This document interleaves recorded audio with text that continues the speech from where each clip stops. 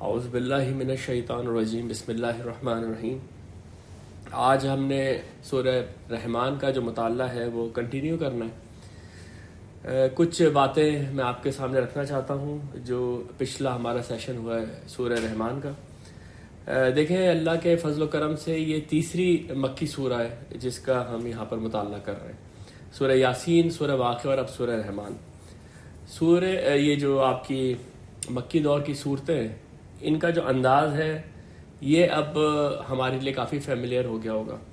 ہم یہ دیکھتے ہیں کہ جو مکی دور کا قرآن ہے اس کا جو سینٹرل ٹاپک ہے وہ ہے ایمان اور اخلاق، اور کوئی شریعت کے احکامات یہاں پر آپ کو نظر نہیں آئیں گے، اور یہ 2/3 قرآن ہے۔ اچھا، جب آپ کسی بھی ایک سورہ میں جاتے ہیں تو آپ یہ دیکھتے ہیں کہ عموماً معاملہ یہ ہے کہ کہیں نہ کہیں، کبھی ابتدا میں، کبھی بیچ میں، کبھی آخر میں قرآن کی عظمت کا بیان ہوتا ہے، اور اس طرح کی آیات ہوتی ہیں کہ یہ قرآن ایک معجزہ ہے، ایک چیلنج ہے۔ اور ان آیات کا مقصد یہ ہوتا ہے کہ پہلے تو قرآن کی ڈیوینٹی قائم کی جائے کہ یہ من جانب اللہ ہے، اور اس کے ساتھ دوسری چیز جو ثابت ہو جاتی ہے وہ نبی صلی اللہ علیہ وسلم کا رسول خدا ہونا ہے۔ اس کے بعد ہم یہ دیکھتے ہیں کہ جب قرآن اپنی اوتھینٹسٹی ثابت کر دیتا ہے تو وہ توحید کے اوپر آتا ہے، ایمان باللہ کے اوپر آتا ہے۔ ایمان باللہ کے لیے جو قرآن کا انداز ہے وہ یہ کہ یہ جو آفاق میں، یہ جو انفس میں، یہ جو زمین میں نشانیاں پھیلی ہوئی ہیں، ان نشانیوں کی طرف توجہ کرا کے کہتا ہے کہ تم خود سوچو کہ ان نشانیوں کے پیچھے کون ہے جس نے کہ یہ پوری کائنات بنا دی ہے۔ وہ اس کے بعد ایمان بالآخرہ کے اوپر جاتا ہے۔ ایمان بالآخرہ کے اوپر قرآن کا جو استدلال ہے وہ بہت سمپل ہے اور بہت سامنے کا ہے۔ قرآن یہ کہتا ہے کہ تم مرنے کے بعد کی زندگی پہ یقین نہیں رکھتے، یا دوبارہ مرنے کے بعد اٹھنے کے اوپر بلیو نہیں کرتے، تو تم یہ دیکھو کہ میں نے تمہیں پہلی دفعہ کیسے بنایا ہے۔ جب میں پہلی دفعہ تم کو ایک پانی کی بوند سے بنا سکتا ہوں تو میں تمہیں دوبارہ نہیں اٹھا سکتا۔ تو یہ جو استدلال ہیں، آپ یہ دیکھیں گے کہ یہ ابھی تک جتنا بھی ہم نے قرآن پڑھا ہے، ابھی تک جتنی بھی یہ 3 صورتیں ہم نے پڑھی ہیں، یہی جو آرگومنٹس ہیں قرآن کے، یہی جو دلائل ہیں، یہ بار بار ریپیٹ ہو کر آ رہے ہیں۔ اتفاق ایسا ہے کہ ہم نے جو مکی قرآن پڑھا ہے اس کے اندر انباء الرسول یعنی کہ رسولوں کے حالات بہت کم آئے۔ صرف سورہ یاسین کے اندر ایک رکوع ہے، 1-2 رکوع ہے۔ یہ وہاں پر آتے ہیں کہ جب قومیں انکار کرتی رہتی ہیں، یہاں تک کہ اب ان کے اوپر لاسٹ وارننگ آ جاتی ہے۔ تو پھر مکی قرآن کے اندر ہی آپ کو نظر آئے گا کہ اس طرح کی آیتیں ہیں، اس طرح کی صورتیں ہیں کہ تم سے پہلے جب دوسری قوموں نے جھٹلایا تو ہم نے ان کو تباہ کر دیا۔ یہ میں نے آپ کے سامنے ایک سمری اس لیے رکھی ہے کہ ہماری کوشش یہ ہے کہ ہم سورہ رحمان آج مکمل کریں، اور اس کے بعد پھر انشاءاللہ تعالی ہم نے مدنی قرآن میں سے ایک سورہ پڑھنی ہے آگے آنے والے جو 1-2 دن ہمارے پاس باقی ہیں۔ تو میں یہ بلڈ کرنا چاہ رہا ہوں کہ مدنی قرآن سے پہلے ایمان کی اور اخلاق کی کتنی زوردار تعلیم ہے جو 13 سال تک مکہ کے اندر قرآن دیتا رہا۔ اس تمہید کے بعد اب میں آپ کے سامنے یہ جو سورہ رحمان کی پہلی 17 آیتیں ہم نے پڑھی تھیں، میں آپ کے سامنے صرف اس کا ترجمہ رکھ رہا ہوں تاکہ ہم گزشتہ سے پیوستہ ہو جائیں۔ ان آیات کے اوپر ہم نے کافی وقت لگایا تھا کیونکہ یہ آیات جو ہے یہ اپنے معنوں کے لحاظ سے بہت گہری ہیں، اور ان کے اندر کچھ ایسے مقامات ہیں جو پڑھنے کے اندر بھی بہت ہی زیادہ لطف اندوز ہیں، لیکن ان کے اندر معنوں کی بھی بہت گہرائیاں ہیں۔ تو ہم نے اس کی ڈیٹیل میں اس لیے گیا کہ لوگ عموماً اس کی تلاوت سے تو لطف اندوز ہوتے ہیں، لیکن اس کے اندر جو گہرائی ہے وہ عموماً ہماری نظروں سے اوجھل ہو جاتی ہے۔ تو آج میں یہ جو 17 آیتیں ہیں ان کا صرف آپ کے سامنے ترجمہ پڑھوں گا، اور اس کے بعد پھر انشاءاللہ تعالی ہم اپنے مطالعے کا آغاز کریں گے۔ اعوذ باللہ من الشیطان الرجیم، بسم اللہ الرحمن الرحیم۔ الرحمن علم القرآن خلق الانسان علمہ البیان۔ رحمان نے ہی قرآن سکھایا، رحمان نے ہی انسان کو بنایا، رحمان نے ہی انسان کو بیان کی صلاحیت دی۔ الشمس والقمر بحسبان، یہ جو سورج ہے اور چاند ہے یہ ایک حساب کے ساتھ گردش کر رہے ہیں۔ والنجم والشجر یسجدان، اور ستارے اور درخت یہ دونوں اسی کے آگے سجدے میں ہیں۔ والسماء رفعها، اور اسی رحمان نے اس آسمان کو بلند کیا ہے، ووضع المیزان، اور ان میں ایک بہت ہی گہرا نظام اور میزان اور بیلنس قائم کر دیا ہے۔ اللہ تطغوا فی المیزان، تم بھی اب میزان کے اندر خلل نہ ڈالو۔ وَأَقِیمُوا الْوَزْنَ بِالْقِسْطِ، اور جب بھی تم وزن کرو تو پورے انصاف کے ساتھ کرو۔ وَلَا تُخْسِرُوا الْمِيزَانَ، اور جو تول ہے اس میں خسارہ مت دو۔ وَالْأَرْضَ وَضَعَهَا لِلْأَنَامِ، اور یہ جو زمین ہے اس کو اس نے بنایا ہے اپنے مخلوقات کے لیے۔ فِيهَا فَاكِهَةٌ وَالنَّخْلُ ذَاتُ الْأَكْمَامِ، اور ہی زمین میں ہیں ایسے لذیذ پھل اور ایسے کھجور کے درخت جو تہ بتے ہیں۔ وَالْحَبُّ ذُو الْعَصْفِ وَالرَّيْحَانِ، اور اسی طرح اس نے غلہ اگایا جس میں بھوسا بھی ہے اور جس میں دانہ بھی ہے۔ فَبِأَيِّ آلَاءِ رَبِّكُمَا تُكَذِّبَانِ، تو اے گروہ جن و انس، تم دونوں اپنے رب کی کون کون سی نعمتوں کو جھٹلاؤ گے۔ یہ جو حصہ ہے قرآن کا، اس میں قرآن کی عظمت کا بیان اور پھر فوراً ہی آفاق کی اور زمین کی نشانیوں کا بیان، جو کہ توحید کا ایک آپ سمجھے کہ قرآن کا استدلال ہوتا ہے۔ اس کے بعد آیت نمبر 14 سے انشاءاللہ تعالی ہم آج آغاز کر رہے ہیں۔ خلق الانسان من صلصال کالفخار وخلق الجان من مارج من نار فبأي آلاء ربكما تكذبان، اس نے انسان کو پیدا کیا ایک ایسی مٹی سے جو سوکھ کے بجنے لگتی ہے۔ یہ بات کہ انسان کیسے پیدا کیا گیا، اس سے پہلے والی جو سورہ ہم نے پڑھی تھی، سورہ واقعہ، اس کے اندر اللہ تعالیٰ نے فرمایا تھا کہ نحن خلقناکم فلولا تصدقون افرأیتم ما تمنون اانتم تخلقونہ ام نحن الخالقون، یعنی وہاں پر جو اشارہ تھا وہ یہ تھا کہ تم دیکھتے نہیں کہ انسان کو ہم نے ایک گندے پانی کی بوند سے بنایا ہے۔ یہاں پر جو فرمایا گیا وہ یہ کہ ہم نے انسان کو مٹی سے بنایا ہے۔ تو اصل میں یہ جب آپ پورے قرآن کا مطالعہ کریں گے تو آپ کے سامنے یہ بات آئے گی کہ قرآن انسان کی تخلیق کی کچھ سٹیجز بتاتا ہے۔ پہلی سٹیج وہ یہ بتاتا ہے کہ جو بالکل اس کی ابتدا ہے انسان کی، وہ ہم نے مٹی سے کی تھی۔ وہاں جو الفاظ موجود ہیں وہ یہ ہے کہ بدأ خلق الانسان من طین، ہم نے انسان کی جو تخلیق کی ابتدا ہے وہ مٹی سے کی تھی۔ اب مختلف جگہوں پہ اس مٹی کی خصوصیات آتی ہیں، کہیں پر آتا ہے کہ وہ تراب سے پیدا کیا گیا، کہیں پر کہا گیا وہ طین سے پیدا کیا گیا، کہیں کہا گیا وہ طین لازب سے پیدا۔ طین لازب کا مطلب یہ ہے کہ ایسی مٹی جس میں پھر لیس، جس کے اندر لیس آ جائے، اور کہیں کہا گیا کہ وہ حمائم مسنون سے پیدا کیا، یعنی کہ وہ بدبودار جو کیچڑ ہے اس سے پیدا کیا گیا۔ اس کے بعد پھر آگے چل کے اللہ تعالیٰ فرماتا ہے کہ ثم جعل نسلہ من سلالۃ من ماء مہین، اور اس کے بعد پھر ہم نے اس کی نسل ایک ایسے پانی سے چلائی جو کہ بہتا ہے، یعنی کہ انسان کی جو نسل ہے پھر اللہ نے نطفے سے بنائی ہے۔ یہ ساری باتیں بیان کرنے کا مقصد کیا ہے؟ یہ ساری باتیں بیان کرنے کا مقصد یہ ہے کہ ٹھیک ہے انسان کی جو نسل ہے اب وہ انسان سے ہی آگے چل رہی ہے، لیکن کبھی تو اس کی ابتدا ہوئی ہوگی۔ جب کبھی اس کی ابتدا ہوئی ہے تو وہ قرآن بتاتا ہے کہ وہ مٹی سے ہوئی ہے۔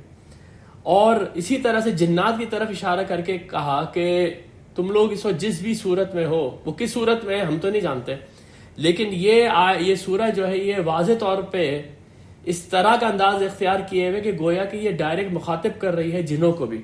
ان کو کہا گیا کہ تم کو ہم نے آگ کی لپٹ سے بنایا ہے، یعنی کہ یہ جو شعلہ ہوتا ہے جب آپ آگ جلاتے ہیں اور اس کا جو شعلہ آپ کے سامنے ہوتا ہے، اس کا ایک انویزیبل پارٹ ہوتا ہے جس کو کہ اگر آپ شعلے کے اوپر دیکھیں تو آپ کو حرارت کی وجہ سے ایسا محسوس ہوگا یہاں پر کوئی چیز ہے تو صحیح، لیکن آپ کو کلیئرلی نظر نہیں آ رہی، آپ کو اس کے پیچھے بلر ہوتا ہوا پورا حصہ نظر آ رہا ہوتا ہے، جو بھی چیز آپ اس کے اکراس دیکھ رہے ہوتے ہیں، لیکن وہ چیز ایگزیکٹلی کیا ہے وہ ٹھیک ہے آج ہم کہتے ہیں وہ پلازما ہے یا جو بھی کچھ ہے، اس سے ہم نے جنوں کو بنایا ہے۔ یہ جو آیات ہے اس کے اوپر لوگ بہت زیادہ وقت لگاتے ہیں اور سوچتے ہیں کہ سائنس اس کے ذریعے ہماری کیا مدد کر سکتی ہے۔ یہ بات بالکل سامنے کی ہے کہ یہ جو آیات ہیں یہ اللہ اس لیے بیان کر رہا ہے تاکہ انسان اللہ کی قدرت کو دیکھے کہ ایک طرف تو یہ کہ ایک نطفے سے، ایک سیل سے کس طریقے سے یہ جیتا جاگتا انسان بن گیا، یہ کتنی بڑی قدرت کا شاہکار ہے. اور اگر مٹی سے انسان کو بنایا گیا ہے تو مٹی تو آپ کے سامنے پڑی ہوئی ہے، آپ یہ دیکھیں اس مٹی کو، اس مٹی کے اندر سے ایک ایسی مخلوق جس کے اندر شعور موجود ہے، جو کہ دیکھ سکتی ہے، جو سن سکتی ہے، جو اتنی ذہین ہے کہ نہ جانے کتنی قسم کی ایجادات کر سکتی ہے، یہ کوئی معمولی کام تو نہیں ہے.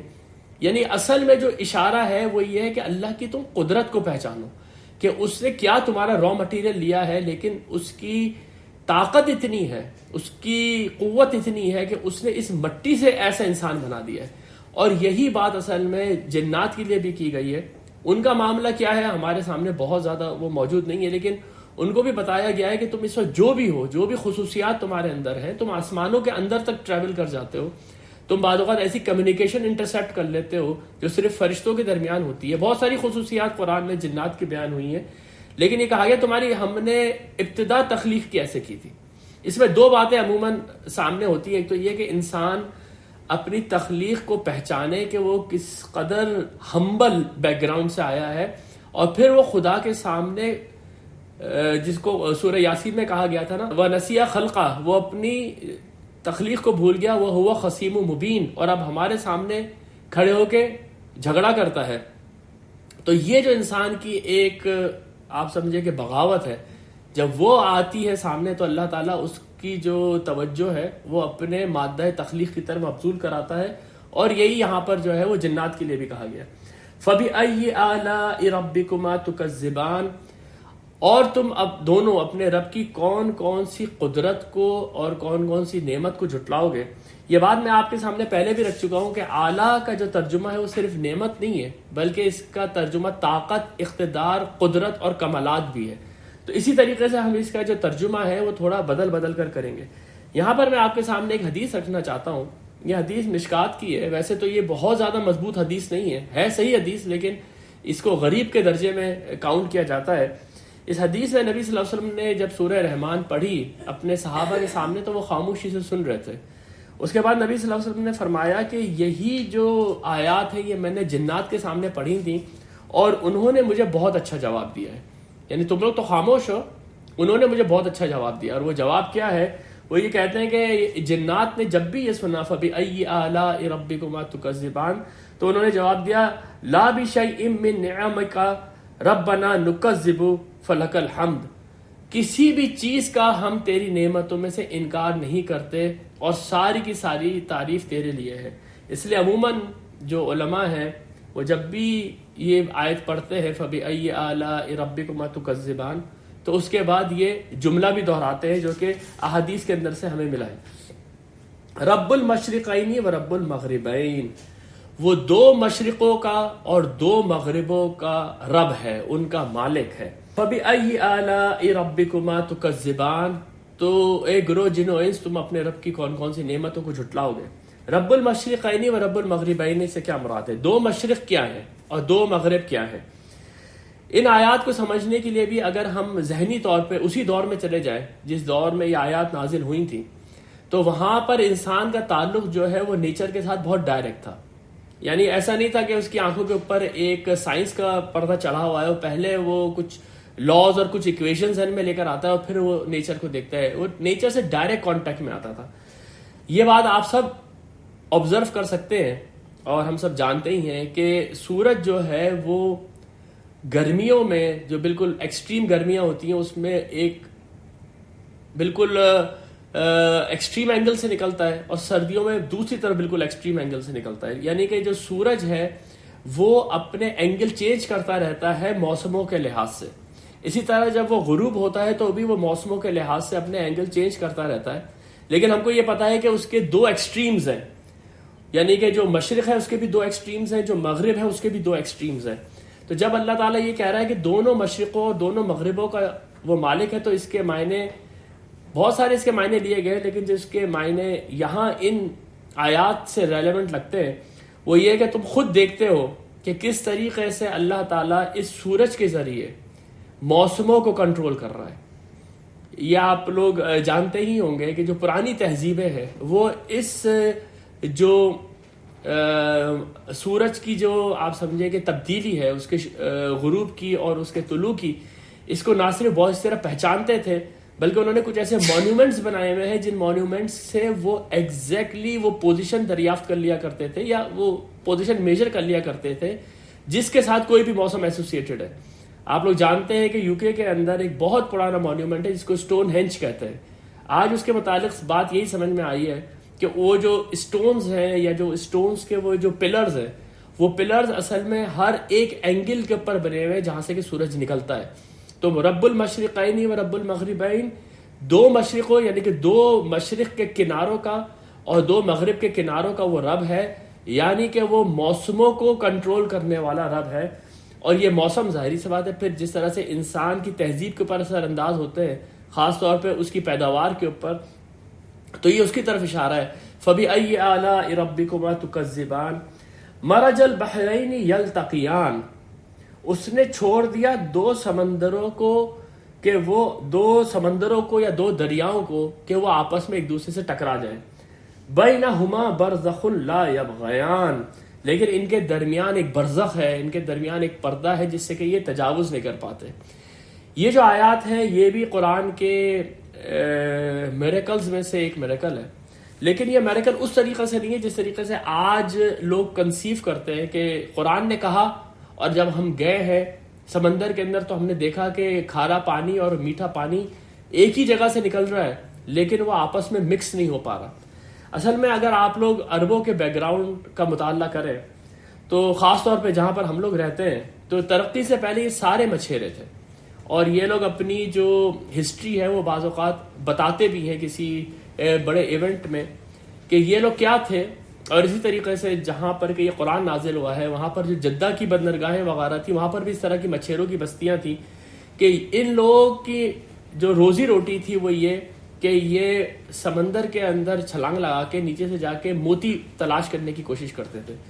ابھی ہم نے یہاں پر جو ایکسپو 2020 دیکھی ہے اس کے اندر جو یو اے ای کا پورا اسٹیڈیم بنا ہوا تھا اس میں انہوں نے یہ پورا کا پورا پوری اچھی طریقے سے ڈسکرائب کیا ہے، اور اس کے اندر آپ جب اس چیز کو جب آپ آبزرو کریں گے تو آپ کو پتہ چلے گا کتنی محنت کا یہ کام تھا اور کس مشکل سے یہ لوگ اپنی روزی کماتے تھے کہ نہ تو کوئی ڈائیونگ سوٹ ہے نہ کچھ ہے، اور صرف جو آپ کے اپنی لنگس کی پاور ہے اس سے آپ اتنی ڈیپ ڈائیوز کر رہے ہیں، اور اس کے بعد آپ پورا ایک ٹوکری پتھروں کی بھر کے لے کر آتے ہیں، اس میں سے ایک آدھ موتی نکل گیا تو پھر آپ کی کچھ کمائی ہو گئی۔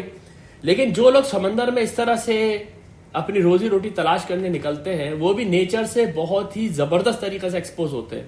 وہ کشتیوں کو دیکھتے ہیں، وہ کشتیاں کیسے چلائی جا رہی ہیں، وہ دیکھتے ہیں یہ موتی کیسے زمین کے اندر بن گئے، اور تیسری چیز سب سے بڑی جو وہ دیکھتے ہیں کہ سمندر کے اندر اللہ تعالیٰ نے ایسا قانون رکھا ہوا ہے کہ بعض اوقات کھارا پانی اور میٹھا پانی بالکل ایک دوسرے سے ٹکرا رہے ہوتے ہیں لیکن ایسا لگتا ہے کہ ان کے درمیان میں ایک بیریئر ہے۔ یہاں پر نعمان علی خان نے ایک بہت خوبصورت بات کی ہے، اس نے کہا کہ یہ جو پانی ہے اس کی طاقت ایسی ہے کہ جب یہ اپنے حد سے باہر نکلتا ہے تو یہ ڈیمز کو توڑ دیتا ہے اور پورے کے پورے جو شہر ہیں ان کو زیر آب لے کر آ جاتا ہے۔ جب سیلاب آتا ہے تو کوئی بھی چیز اس کو کنٹرول نہیں کر پاتی۔ پانی کی طاقت کا ہمیں بہت اچھی طرح سے اندازہ ہے، ایون پانی کی اس طاقت کو استعمال کر کے ہم لوگ نہ جانے کیا کیا کام کرتے ہیں، بجلی وغیرہ پیدا کرتے ہیں یا کھارے اور میٹھے پانی کے اوپر، اور یہ اپنی پوری طاقت سے آ کے ٹکراتے ہیں ایک دوسرے سے۔ آپ کبھی وہ مناظر دیکھیں جہاں پر یہ دونوں ٹکرا رہے ہیں پانی آپس میں اور بڑے بڑے سمندروں کے اندر ٹکرا رہے ہیں، لیکن مجال ہے جو ایک پانی دوسرے کے اندر داخل ہو جائے، یعنی اتنا طاقتور پانی سمندر کے اندر موجود ٹنوں پانی، یہ ایک خدا کے قانون کے آگے بے بس ہے کہ کس طرح سے یہ آپس میں ٹکراتے ہیں لیکن یہ مل نہیں پاتے۔ تو یہ آپ اگر سینیریو ذہن میں رکھیں کہ مچھیروں کی بستی کے اندر جو لوگ اپنی روزی روٹی کمانے نکلتے تھے وہ کس طرح کے مناظر سمندر کے اندر دکھتے تھے۔ فَبِأَيِّ آلَاءِ رَبِّكُمَا تُكَذِّبَانِ، تو اے جن و انس تم دونوں اپنے رب کی کون کون سی طاقت کو، کون کون سی قدرتوں کو جھٹلاؤ گے۔ يَخْرُجُ مِنْهُمَا اللُّؤْلُؤُ وَالْمَرْجَانُ، اور ان دونوں میں سے، کن دونوں میں سے؟ کھارا پانی اور میٹھا پانی، ان دونوں میں سے تم موتی نکالتے ہو اور مونگے نکالتے ہو۔ یہ آیت بھی ایک بہت ہی مارکت العار آیت ہے۔ اس آیت کے لحاظ سے جو موتی اور پرلز ہیں یہ میٹھے پانی میں سے بھی نکلتے ہیں اور کھارے پانی میں سے بھی نکلتے ہیں. جس وقت کے قرآن نازل ہوا تھا اس وقت یہ لوگ صرف کھارے پانی میں سے موتی نکالتے تھے سمندروں کے اندر سے. یخرج منہما اللؤلؤ والمرجان، اور ان دونوں میں سے وہ نکالتا ہے موتی اور مونگے. فبأي آلاء ربكما تكذبان وله الجوار المنشآت في البحر كالأعلام. اسی کے ہیں یہ جو پہاڑ جیسے جہاز سمندر کے اندر کھڑے ہوئے، یہ اسی کے ہیں. کشتیوں کو قرآن نے ہمیشہ سے ایک آیت قرار دیا ہے. ہم جو سورہ یاسین ابھی پڑھ کر آئے ہیں اس میں بھی آیت موجود ہے، وآیات لہم ان حملناہم وذریتہم فی الفلک المشحون، کہ ہم نے تم کو اٹھایا. یہ تمہارے لیے ایک بہت بڑی نشانی ہے کہ ہم نے تم کو اٹھایا ایک کشتی میں سے جو کہ بھری ہوئی تھی، یعنی نوح علیہ السلام کی کشتی.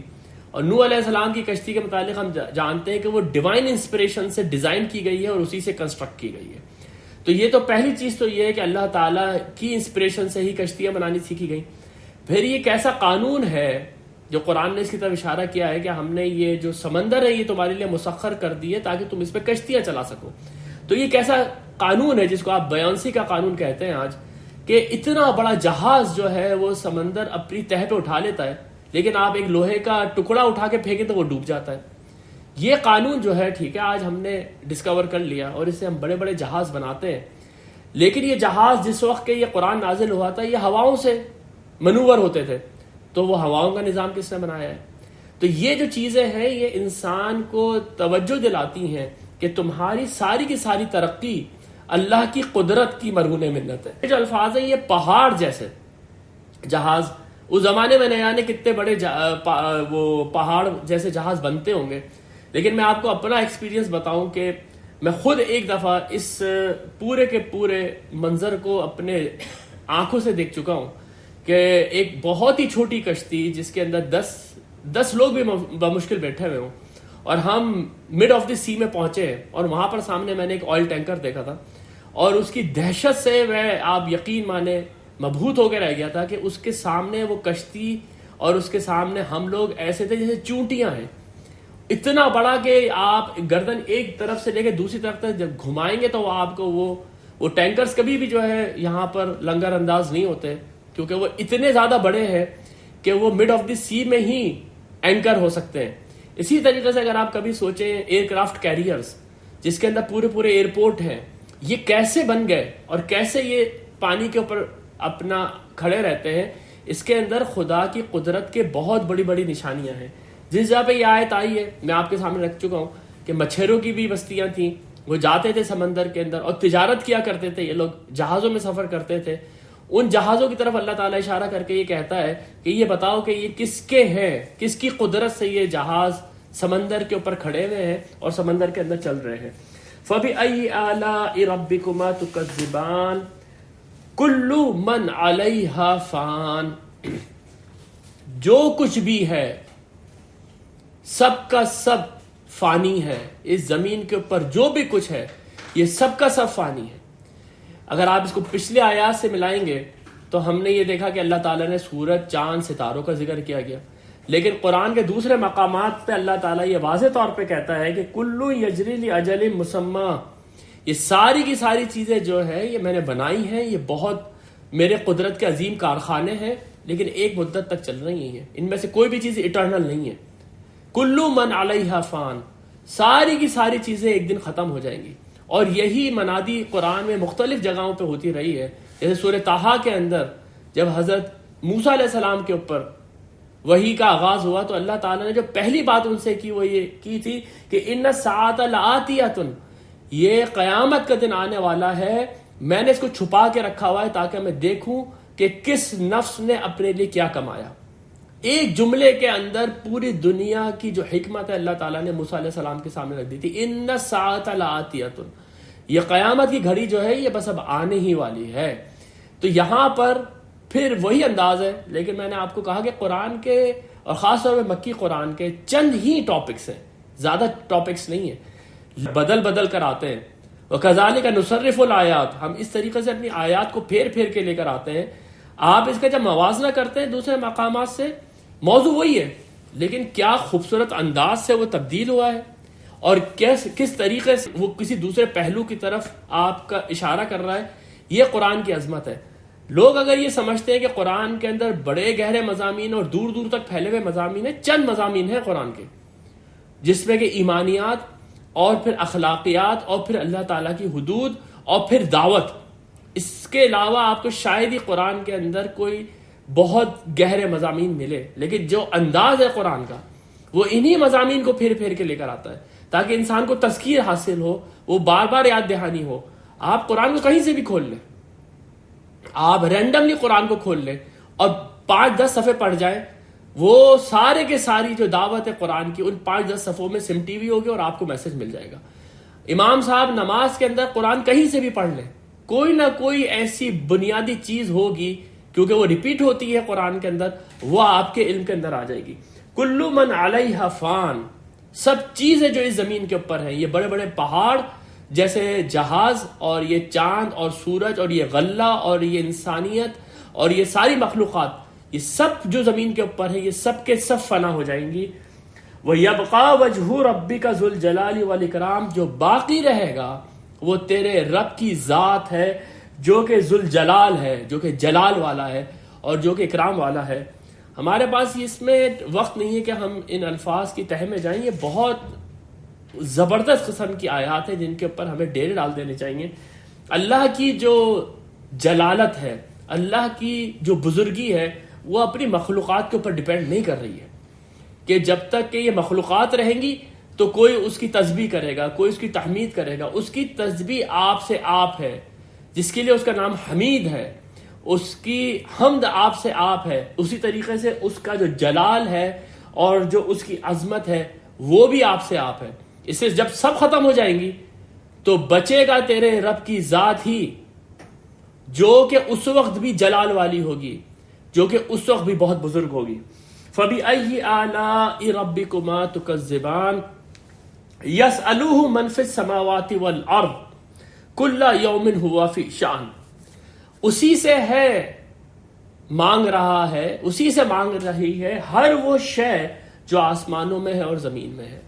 اس وقت بھی اگر سب چیزیں قائم ہیں تو قائم وہ اسی کے بلبوتے پر ہے. ہر چیز اسی کی طرف دیکھتی ہے اپنے زندگی کو گزارنے کے لیے. یہاں تک کہ آپ کے جسم کے اندر ایک چھوٹا سا عضو بھی اگر ہے، یا ایک چھوٹا سا جانور بھی ہے، یا ایک چھوٹا سا کیڑا بھی ہے، وہ مرہون منت ہے اس دنیا میں اس قانون کے اوپر جو اللہ تعالیٰ نے نافذ کیا ہے. انسان کا تو حال یہ ہے کہ وہ اگر اپنے جسم کے اندر جھانکے تو وہ یہ دیکھے گا اس کا دل حرکت کرنے کے لیے کچھ چیزوں کا متقاضی ہے. تو وہ چیزیں کہاں سے ملتی ہیں اس کو، وہ آکسیجن اس کو کہاں سے ملتی ہے، وہ نیوٹرینٹس اس کو کہاں سے ملتے ہیں، اللہ کی طرف وہ دیکھتا ہے. جو اس کا لنگز ہیں وہ اس وقت کام کریں گے جب اس کو وہ آکسیجن ملے گی جو کہ انوائرمنٹ میں اللہ تعالیٰ نے مہیا کی ہوئی ہے. انسان کیوں نہیں جا کے بس پا رہا چاند کے اوپر یا مارس کے اوپر؟ اس کو وہ بنیادی چیزیں میسر نہیں ہیں جو کہ اس کو اس دنیا میں فری میسر ہیں.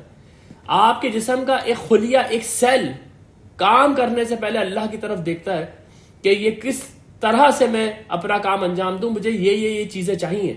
اور وہ چیزیں جو اس کو مہیا کر رہا ہے وہ کون مہیا کر رہا ہے؟ اللہ مہیا کر رہا ہے. اس لیے یہ بہت ہی گہری آیت ہے کہ یسألوہ من فی السماوات والارض، آسمانوں اور زمین میں. آپ آسمان کی طرف نظر اٹھائیں، جو چیز بھی آپ کو نظر آئے وہ محتاج ہے اللہ تعالیٰ کی. اور آپ زمین کے اندر دیکھیں، جو چیز بھی آپ کو نظر آ رہی ہے وہ محتاج ہے اللہ تعالیٰ کی. یسألوہ من فی السماوات والارض کل یوم ہوا فی شان، ہر آن وہ ایک نئی شان میں ہے. کہیں پر وہ کسی کو پیدا کر رہا ہے، کہیں پر وہ کسی کو مار رہا ہے، کہیں پر وہ کسی کو عروج دے رہا ہے، کہیں پر وہ کسی کو زوال. یہ سب کچھ ایک ہی وقت میں ہو رہا ہے. کہیں پر وہ کسی جانور کو پرورش دے رہا ہے، کہیں پر وہ کسی انسان کو پرورش دے رہا ہے، کہیں پر کوئی شخص بیمار ہو رہا ہے، کہیں پر کوئی شخص شفایاب ہو رہا ہے. جدھر آپ نظر اٹھائیں گے کوئی ایک نئی شان ہے. یعنی کہ ایسا نہیں ہے کہ وہ صرف اور صرف چند لوگوں تک محدود ہے اور انہی کی صرف کیئر ٹیکنگ کر سکتا ہے، زیادہ کی وہ نہیں. وہ پوری مخلوقات کے اوپر ایک وقت میں نظر رکھا ہوا ہے اور ہر آن وہ ایک نئی شان میں ہے. اگر تم دیکھنا چاہتے ہو کہ اس کے قدرت کے نظارے کیا ہیں تو کہیں پر وہ تمہیں رحمان نظر آئے گا، کہیں پر وہ تمہیں رحیم نظر آئے گا، کسی جگہ پر وہ رازق نظر آ رہا ہوگا، کسی جگہ پر وہ تمہیں ستار نظر آ رہا ہوگا. ہر آن وہ ایک نئی شان میں ہے. فَبِأَيِّ آلَاءِ رَبِّكُمَا تُكَذِّبَانِ سَنَفْرُغُ لَكُمْ أَيُّهَا الثَّقَلَانِ.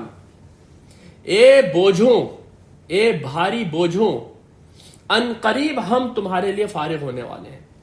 اس آیت کے کیا معنی ہیں؟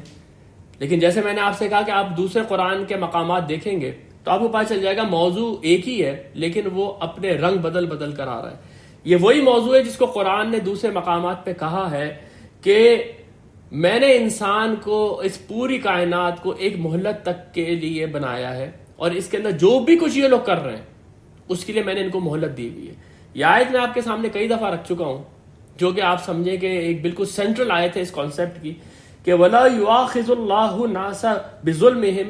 اگر اللہ تعالیٰ انسانوں کو ان کے ظلم کے اوپر فوراً پکڑ لیتا، ما ترک علیہا من دابہ، تو وہ ایک جانور نہیں چھوڑتا زمین کے اوپر. وَلَكَنْ يُؤَخِّرُهُمْ إِلَىٰ أَجَلٍ مُّسَمًّى، لیکن وہ ان سب کو ایک مدت تک کے لیے مہلت دیتا ہے. فَإِذَا جَاءَ أَجَلُهُمْ، اور جب ان کا وقت پورا ہو جاتا ہے، لا يستأخرون ساعة ولا يستقدمون، تو پھر نہ تو ایک سیکنڈ آگے ہوتا ہے، نہ ایک سیکنڈ کی ان کو مہلت ملتی ہے. ایک مہلت ہے جس کے اوپر لوگ ابھی یہاں پر کام کر رہے ہیں. ٹھیک ہے، وہ بڑے اپنے آپ کو باغی سمجھ رہے ہیں، بہت وہ اپنے آپ کو سرکش سمجھ رہے ہیں، خواہ جن ہو یا انسان ہو، لیکن اللہ تعالیٰ فرما رہا ہے کہ سنفرغ لکم ایھا الثقلان، ان قریب تمہارا حساب کتاب لینے کے لیے ہم فارغ ہونے والے. اس کا مطلب یہ نہیں کہ اللہ تعالیٰ بھی بہت مصروف ہے اس لیے وہ پلٹ کے نہیں دیکھ رہے ہیں. نہیں، اللہ تعالیٰ نے خود ہی یہ قانون بنایا ہے کہ اس نے آپ کو مہلت دی ہوئی ہے. یہ مہلت ختم ہونے والی ہے، پھر جو فراغت ہوگی وہ صرف اور صرف تم لوگوں کے حساب و کتاب کے لیے ہوگی. فَبِأَيِّ آلَاءِ رَبِّكُمَا تُكَذِّبَانِ، تو ایک گروہ جن و انس، تم اپنے رب کی کون کون سی قدرت کو، کون کون سی طاقت کو جھٹلاؤ گے. یا معاشر الجن والانس، یہ جو آیت ہے یہ قرآن کی شاید میری فیوریٹ ترین آیات میں سے ہے. اور افسوس کی بات یہ ہے کہ اتنی سامنے کی اور اتنی سمپل آیت جو ہے آج لوگوں نے زبردستی کی اپنی جو آپ سمجھے انٹرپریٹیشنز ہے اس کو نشانہ بنا لیا ہے، اور اس کے اندر جو اصل زور ہے وہی ختم ہو گیا. کوئی اس آیت سے جو ہے وہ یہ چیز دریافت کر رہا ہے کہ اس کے اندر راکٹ کا ڈیزائن ہے. یہ میں بچپن میں ہم جب تھے تو جی قرآن نے راکٹ کا ڈیزائن بنا دیا. کوئی اس سے یہ ثابت کرنے کی کوشش کر رہا ہے کہ کائنات کے اور زمین کے بھی ایجز ہیں جس کی وجہ سے وہ ایک فلیٹ سرفیسز ہیں. یہ ساری کی ساری چیزیں جو بیان کی جا رہی ہیں یہاں پر، اس کا ان آیات سے کوئی تعلق نہیں ہے. زبردستی اس کے اندر یہ آیات گھسائی جا رہی ہیں. اس آیت کا اصل مقصد کیا ہے یہ میں آپ کے سامنے رکھتا ہوں.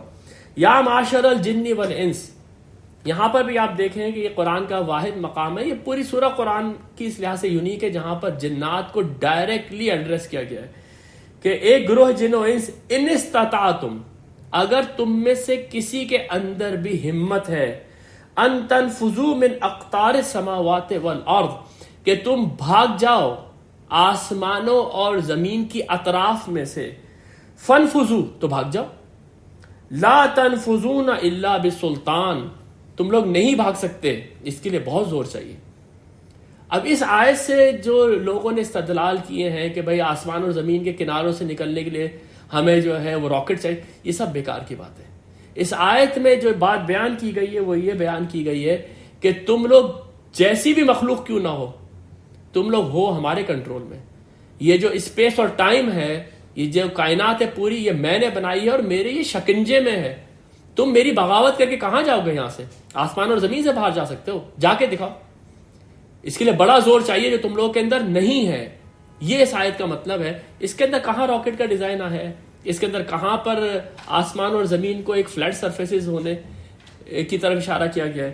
اچھا، اب اس کے اندر ایک اور چیز جو زبردستی ڈالی جاتی ہے وہ یہ کہ آپ یہ دیکھیے کہ اس میں تو یہ اشارہ بھی موجود ہے کہ انسان جو ہے وہ آسمانوں میں چلا جائے گا، کیوں کہا جا رہا ہے کہ آسمانوں اور زمین کے اطراف سے تم نکل سکتے ہو تو نکل کے دکھاؤ. وہ بھی زبردستی کی کھینچتان ہے. جن اور انس دونوں مخاطب ہیں اس میں. جنات کے لیے قرآن نے واضح طور پہ یہ فرمایا ہے کہ ان کی جو پہنچ ہے وہ آسمان تک ہے. یہ آپ کے سامنے میں صرف ایک آیت رکھ رہا ہوں، یہ سورہ جن کی آیت ہے کہ جس وقت کے وہ یہ دیکھتے ہیں کہ آسمانوں میں ان کے لیے پہرے رکھ گئے ہیں اور یقیناً کوئی بہت بڑا ایونٹ ہونے والا ہے جو ان کو بعد میں پتہ چلتا ہے کہ وحی کا نزول ہے، تو اس وقت یہ جنات کہتے ہیں وَأَنَّا لَمَسْنَا السَّمَاءَ، ہم نے آسمان کو بھی جا کے ٹٹولا، وَوَجَدْنَاهَا مُلِئَتْ حَرَسًا شَدِيدًا، لیکن ہم نے دیکھا وہاں پر بہت زوردار پہرے لگے ہوئے ہیں، وَشُهُوبًا، اور ہم نے دیکھا وہاں پر شہاب ثاقب تیار بیٹھے ہوئے، یعنی کہ میزائل لگے ہوئے ہیں، اگر ہم نے جیسی حد سے تجاوز کرنے کی کوشش کی ہمارے پر میزائل فائر ہو جائیں گے۔ اب اگر ایک اور چیز آپ دیکھیں یہاں پر، میں زیادہ تفصیل میں نہیں جانا چاہ رہا، کہ سب سے پہلے الفاظ ہیں جن اور انس، یا معاشر الجن والانس، یعنی سب سے پہلے جنوں کا لفظ آیا، پھر اس کے بعد انسان کا لفظ آیا، اس کے بعد جب آگے آسمان اور زمین کا ذکر ہے تو سب سے پہلے الفاظ آئے سماوات اور پھر ارض۔ تو اس کا مطلب یہ ہے کہ جنوں کو کہا جا رہا ہے کہ تم لوگ تو آسمان تک پہنچ جاتے ہو نا، تم آسمانوں سے باہر نکل کے دکھاؤ ذرا، اور اس کے بعد انسانوں کو کہا گیا ہے کہ تم اس زمین سے ہی باہر نکل کے دکھا دو۔ انسان جو ہے اس وقت اپنی اوقات بہت اچھی طرح جانتا تھا، ایک عام انسان زمین کے اوپر کھڑا ہو کے چھلانگ لگاتا ہے اوپر تو کتنے فٹ اوپر جاتا ہے صرف، یا اگر وہ پہاڑ کے اوپر چڑھ جائے تو کس طرح سے اس کا سانس اکھڑ آتا ہے، یا آج ہم نے بڑی چیزیں ایجاد کر لی ہیں، ہم یہ جانتے ہیں کہ ہماری پہنچ کہاں تک ہے، کہاں جا کے ہمارے فیول ایگزاسٹ ہو جاتے ہیں، کہاں تک کی ہماری انرجی ہے۔ اصل جو شارٹ فال ہے انسانیت کا کہ وہ آگے چلی جائے اور دوسری گلیکسیز ڈسکور کرے، وہ سارا کا سارا شارٹ فال ہی اس کا انرجی کا ہے۔ اور یہاں پر اللہ تعالیٰ یہ کہہ رہا ہے کہ تمہارے اندر اتنی زور نہیں ہے کہ تم آسمان اور زمین سے باہر نکل جاؤ، تم سب میرے کنٹرول کے اندر ہو۔ اس میں ایک اور لفظ جو اقطار ہے، میں بہت زیادہ نہیں ڈیپتھ میں جانا چاہ رہا، اس کے ترجمے لوگوں نے کیے کہ کناروں سے نکل جاؤ، جبکہ یہی لفظ قطر یعنی کہ وہ پانی کا جو بلبلا ہوتا ہے اس کے لیے بھی استعمال ہوتا ہے، وہ اسفیریکل چیز ہے ایک۔ اس کے علاوہ یہ قرآن کریم میں جب سورہ احزاب میں چاروں طرف سے حملہ ہوا تھا مدینے میں، جس کو کہتے ہیں نا اطراف سے، وہاں پر بھی قطار کا لفظ آیا ہے وہاں پر۔ تو یہ جو آیت ہے یہ اس لحاظ سے بہت مارکۃ العارہ آیت ہے کہ اس میں اللہ تعالیٰ نے نہایت ہی جامع انداز میں یہ کہا ہے کہ میری بادشاہی سے نکل کے تم لوگ کہاں جا سکتے ہو، بڑا زور چاہیے جو تم لوگ کے پاس نہیں ہے۔ لیکن افسوس کا مقام یہ ہے کہ اس آیت کے ساتھ نہ جانے کیا کیا کیا ہے آج کے دور میں لوگوں نے، اور اس کو انتہا درجے کی مس انٹرپریٹیشن کا نشانہ بنایا گیا ہے۔ فَبِأَيِّ آلَاءِ رَبِّكُمَا تُكَذِّبَانِ، تو اے گروہ جن و انس، تم اپنے رب کی کون کون سی قدرتوں کو اور کون کون سی طاقتوں کو جھٹلاؤ گے۔ يُرْسَلُ عَلَيْكُمَا شُعَاظٌ مِّن نَّارٍ وَنُحَاسٌ فَلَا تَنتَصِرَانِ، تو وہ بھیجے گا تمہارے اوپر اس طرح کے شعلے اور اس طرح کا دھواں جس کا تم مقابلہ نہیں کر سکو گے۔ اب یہ آیت جو ہے، جب پیچھے والی آیت کو ذرا مس انٹرپریٹ کیا گیا تو اب یہ والی آیت ایک معمہ بن گئی کہ ہم تو چلے گئے اسپیس میں، ہمارے راکٹ تو جا رہے ہیں اسپیس میں، ہم کو تو اللہ تعالیٰ نہیں روک پا رہا، ہم تو نکل گئے اختار السماوات والارض سے۔ یہاں پر بھی جو بات سمجھ میں نہیں آ رہی وہ یہ کہ اگر آپ قرآن کی تفسیر قرآن سے کریں تو قرآن یہ بات واضح کر رہا ہے کہ جب وہ چاہتا ہے جنات کو آسمان کو اپروچ کرنے سے روک دیتا ہے، یعنی کہ ابھی بھی جس کی جو اپروچ ہے وہ اللہ کی مرضی سے ہو رہی ہے، لیکن جیسے ہی وہ اپنی حد سے تجاوز کرتے ہیں جب اللہ تعالیٰ چاہتا ہے، جیسے سورہ جن اور سورہ احقاف کے اندر معاملہ یہ ہے کہ وحی کا نزول ہو رہا ہے تو اب ان کے اوپر بار کر دی گئی ہے آسمان کی لمٹس، اور جب اس لمٹ سے یہ کراس کرتے ہیں تو کیا ہوتا ہے، ان کے اوپر شہاب ثاقب فائر ہوتے ہیں۔ وہی شہوبن کا لفظ استعمال ہوا ہے، اس کو یہاں پر کہہ دیا گیا شعاظن، یا اس کو یہاں پر نحاسن کہہ دیا گیا ہے۔ تو اس میں کوئی کمپلیکیشن نہیں ہے ان آیات کے اندر، یہ آیات بالکل سیدھی سادھی آیات ہیں، ان کو قرآن کے ہی پیراڈائم میں رکھ کے سمجھنا چاہیے۔ ان سے زبردستی کے اسپیس ٹریولز، اس میں زبردستی کی جو ہے چیزیں نکالنے کی ضرورت نہیں ہے کہ تم جب بھی اپنی حد سے تجاوز کرنا چاہو گے اور ہم تمہیں روکنا چاہیں گے، ہم تمہاری طرف شہاب ثاقب فائر کر دیں گے، ہم تمہاری طرف دھوئیں کے بادل چھوڑ دیں گے، ہم تمہاری طرف آگ چھوڑ دیں گے۔ فَبِأَيِّ آلَاءِ رَبِّكُمَا تُكَذِّبَانِ، یہ معاملہ تو ہے جس وقت کہ اس دنیا میں ابھی تمہاری مہلت ہے اور تم لوگ اس دنیا کے اندر بغاوتیں کر رہے ہو، اس کے باوجود کہ تم لوگ اپنے آپ کو بہت ترم خواہ سمجھ رہے ہو، تم میری بادشاہی سے باہر نہیں نکل سکتے۔ لیکن ایک وقت آنے والا ہے جب میں یہ دنیا اور یہ کائنات ہی ختم کر دوں گا، اور اس کے بعد تم لوگ میرے سامنے آؤ گے جبکہ میں تم سب کو تمہارے اعمال کی جزا دوں گا۔ یہ سین چینج ہو رہا ہے، یہ آپ نے دیکھا ہوگا قرآن میں دوسرے مقامات میں بھی ایسے ہوتا ہے کہ ابتدا میں اللہ کی نشانیاں بیان کی جاتی ہیں، پھر لوگوں کو وارن کیا جاتا ہے، پھر ان کو اس دنیا کی زندگی کی طرف توجہ دلائی جاتی ہے وہ کتنی ٹرانزینٹ ہے، اور پھر اس کے بعد قیامت کا ذکر ہونا شروع ہو جاتا ہے۔ بالکل وہی انداز ہے لیکن کیونکہ میں نے آپ کو بتایا کہ قرآن اپنے انداز چینج کر رہا ہے، اپنا بیان چینج کر رہا ہے، تو آپ کو ایسا لگ رہا ہے کہ بالکل ایک فریش ٹاپک ہے جس کو میں آج پڑھ رہا ہوں. فَإِذَا انشَقَّتِ السَّمَاءُ فَكَانَتْ وَرْدَةً كَالدِّهَانِ، اور پھر وہ وقت کیا ہوگا جب کہ آسمان پھٹ جائے گا اور وہ لال چمڑے کی طرح سے ہو جائے گا. اس آیت کے ساتھ بھی لوگوں نے بہت زیادتیاں کی ہیں، لیکن بہرحال آپ سمجھ ہی گئے ہوں گے کہ میں کس طرح سے جو ہے قرآن کی ان آیات کی انٹرپریٹیشن کر رہا ہوں، کہ بالکل ٹھیٹ وہ انٹرپریٹیشن جو ایک عرب بدو سمجھ رہا تھا جس وقت یہ آیت نازل ہو رہی تھی. آسمان پھٹ جائے گا اور وہ لال تلچھٹ جیسا ہو جائے گا. یہ قرآن کے دوسرے مقامات سے بھی ہے کہ جس وقت کے اللہ تعالیٰ اس زمین کا نظام ختم کرے گا. سورہ حاقہ کے اندر الفاظ موجود ہیں، وَانشَقَّتِ السَّمَاءُ فَهِيَ يَوْمَئِذٍ وَاهِيَةٌ، اور آسمان پھٹ جائے گا اور اس دن اس کی گرفت ڈھیلی ہو جائے گی. گرفت ڈھیلی ہونے کا کیا مطلب ہے؟ کہ اللہ تعالیٰ نے یہ جو اتنا محکم نظام اس کے اوپر نافذ کیا ہوا ہے، جس کو کہ ابھی اللہ تعالیٰ نے تھوڑی دیر پہلے کہا تھا وَالسَّمَاءَ رَفَعَهَا وَوَضَعَ الْمِيزَانَ، یہ میزان اللہ تعالیٰ ختم کر دے گا.